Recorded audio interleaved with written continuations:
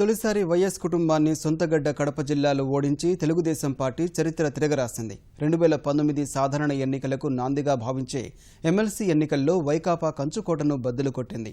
పట్టున్న జిల్లాలోనే పరాజయం పాలవడం వైకాపా పతనానికి ఆరంభమని తెలుగుదేశం చెబుతోంది. రాయలసీమ అభివృద్ధికి ప్రభుత్వం తీసుకున్న చర్యల వల్లే గెలుపు సాధ్యమైందని విశ్లేషిస్తోంది. కడప జిల్లాలో అధికార తెలుగుదేశం సరికొత్త రికార్డు సృష్టించింది.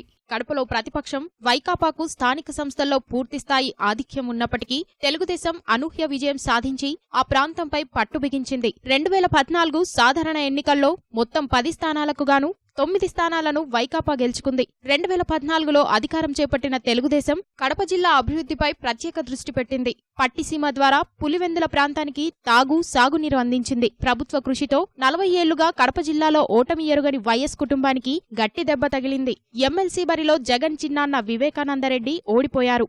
ఎన్నికల షెడ్యూల్ కి ముందే తెలుగుదేశం అభ్యర్థిని ఖరారు చేసింది. అందరినీ ఏకతాటిపైకి తీసుకొచ్చేలా ముఖ్యమంత్రి చంద్రబాబు, తెలుగుదేశం జాతీయ ప్రధాన కార్యదర్శి లోకేష్ చేసిన ప్రయత్నాలు ఫలించాయి. కడప జిల్లాలో అభ్యర్థి బీటెక్ రవిని గెలిపించే బాధ్యతను ఎంపీ సీఎం రమేష్ కు చంద్రబాబు, పోలిట్ బ్యూరో సభ్యుడు సోమిరెడ్డి చంద్రమోహన్ రెడ్డి, జిల్లా ఇన్ఛార్జి మంత్రి గంటా శ్రీనివాసరావు నేతలను సమన్వయం చేయటంలో కీలకంగా వ్యవహరించారు.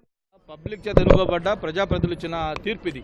అంటే ఒక సెలెక్టివ్ ఓట్స్ 840 మంది ఓట్లలో ఇంత మెజార్టీతో మేము గెలిచాం. నాట్ ఓన్లీ కడప, కర్నూలు కావచ్చు, నెల్లూరు కావచ్చు, 3 జిల్లాల్లో కూడా మంచి మెజార్టీతో గెలవడం జరిగింది. దీన్ని ఇప్పటికైనా ఆయన గుణపాఠంగా తీర్చుకొని ఇప్పటికైనా సరే ఒక రెస్పాన్సిబుల్ అపోజిషన్ పార్టీ లీడర్గా ఉండకపోతే ఇప్పుడున్న ఈ పరిస్థితి కూడా భవిష్యత్తులో ఉండదు.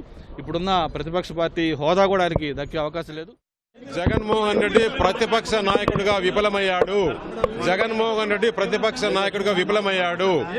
ఈ గెలుపు ఒక సామాన్య కార్యకర్త ఆయన బీటెక్ రవిని పెట్టి ఇక్కడ అభ్యర్థిగా ప్రకటించిన తర్వాత ప్రజలు వాళ్ళ కుటుంబం పైన ఎంత కోపంగా ఉన్నారో ఈ ఎన్నికే నిదర్శనమని చెప్పి తెలియజేస్తున్నా.